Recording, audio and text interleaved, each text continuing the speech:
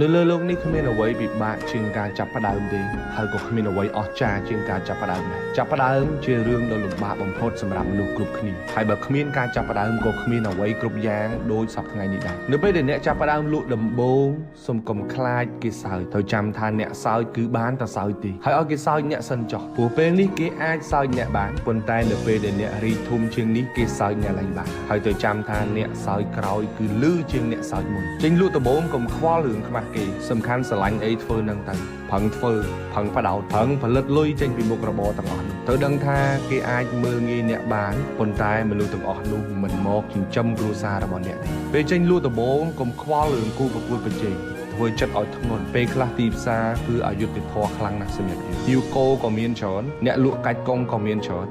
តែត្រូវធ្វើខ្លួនឲ្យមានតម្លៃបំផុតសម្រាប់ភ្ញៀវរបស់អ្នកត្រូវចាំថាដើមឈើមួយដើមដែលចាក់ឫសបានជ្រៅមិនងាយរលំងាយទេពេលអ្នកលក់ដំបូងកុំខ្វល់រឿងលុយចាប់ផ្ដើមដំបូងពី10រៀល20រៀលក៏ដោយត្រូវរៀនសូត្រពីមុខរបរនោះសិនចាស់ថាទូកតូចស្រួលបត់កុំឲ្យលុយដឹកមុខឲ្យសោះត្រូវថែចិត្តភ្ញៀវឲ្យខ្លាំងលុយប្រៀបដូចជា